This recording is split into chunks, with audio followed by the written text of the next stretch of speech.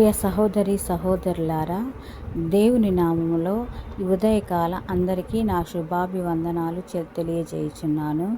దేవుడు ఈ దినాన మనతో మాట్లాడబోయే వాక్యాన్ని, ఆయన యొక్క మాటలను శ్రద్ధగా విందాము. ఈ దిన వాగ్దానం ఏమనగా, మార్కు సువార్త 2వ అధ్యాయము 17వ వచనాన్ని మనము చదువుదాము. యేసు ఆ మాట విని, రోగులకే గాని ఆరోగ్యం గలవారికి వైద్యుడక్కర్లేదు, నేను పాపులనే పిలువ వచ్చితిని గాని నీతిమంతులను పిలువ రాలేదని వారితో చెప్పెను. అవునండి, దేవుడు తన ప్రాణాన్ని మన కోసం పెట్టాడు.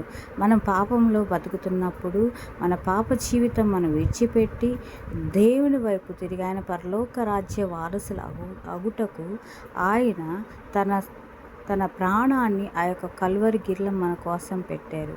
ఆయన ఒక్క బొట్టైనా తనలో ఉంచుకోకుండా తన రక్తానంతా మన కోసం, మన పాపులంగా ఉన్న మన కోసం ఆయన కార్చాడు. ఎందుకంటే మనము నీతిమంతులుగా మారడానికి ఆయన మన కోసం వచ్చి ఆయన శరీరాన్ని ఆయన నలకకు కొట్టుకొని ఆయన తన ప్రాణాన్ని సైతం మన కోసము బలిగా అర్పించాడు. కనుక మనము ఇందులో మనం తెలుసుకోవాల్సింది ఏంటంటే, ఆయన మాటకు మనం లోబడి ఆయన యందు మనం భయభక్తులు కలిగి జీవించి మనము ఆయన పరలోక రాజ్య వారసులగుటకు ఆయన మనల్ని పిలువ వచ్చాడే కానీ మనము నరకంలో నశించడానికి ఆయన రాలేదు.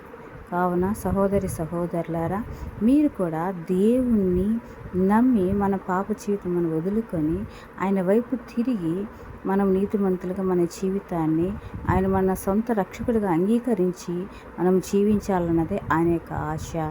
దేవుని నామని ఈ కొద్ది వాక్యాన్ని దేవుడు ఆశీర్వదించి నడిపించును గాక. ఆమేన్.